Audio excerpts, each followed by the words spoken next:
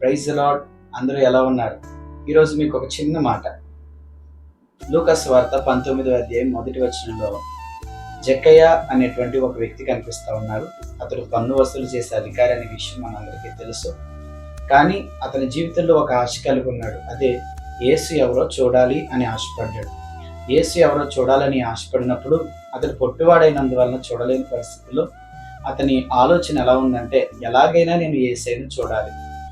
ఒక మంచి మాట మీకు చెప్తాను, వినండి. అతడు యేసు ప్రభువారిని చూడాలి అనే ఉద్దేశంతో ఒక మేడి చెట్టును చూసి ఆ మేడి చెట్టు మీదకి గబగబా ఎక్కాడు. అతడు ఒక మంచి ఆఫీసర్. అతని ముందు చాలా మంది పనివారు ఉంటారు.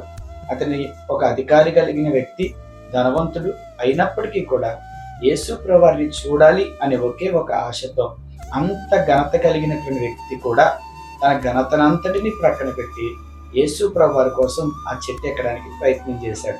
ఈ రోజున మరి నీవేం చేస్తున్నావు? యేసు ప్రభువారి కోసం నీ ఘనతను ప్రక్కన పెట్టగలుగుతున్నావా?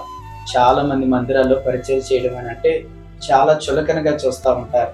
ఎవరో బాగా తక్కువగా, ఏ పని లేకుండా చాలా తక్కువ స్థితిలో ఉన్నవారు మాత్రమే ఆ పని చేయగలరు. కానీ నేను ఒక గొప్ప ఆఫీసర్ని, నేను ఒక గొప్ప స్థాయిలో ఉన్న వ్యక్తిని, నేనెందుకు ఈ పని చేయాలి, నాకేమీ అవసరం అన్న ఆలోచనతో నీవు ఉంటే, ఇదిగో జక్కయ్య మిక్కిలి ధనవంతుడు అయినప్పటికీ కూడా అతడు యేసు ప్రభువారి కోసం తన ఘనతనంతటినీ ప్రక్కన పెట్టి గబగబా చెట్టెక్కాడు.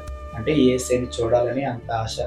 ఈ రోజున నీవు కూడా నీ ఘనతను ప్రక్కన పెట్టి క్రీస్తు కొరకు నిలబడితే దేవుడు నిన్ను మరింతగా ఘనపరచగలరు. అందుకే ఆయన అంటున్నారు, నన్ను ఘనపరచు వారిని నేను ఘనపరచెదను అని. కాబట్టి ఈ రోజైనా నీ మందిరంలో పరిచర్య చేయడానికి సిద్ధపడు.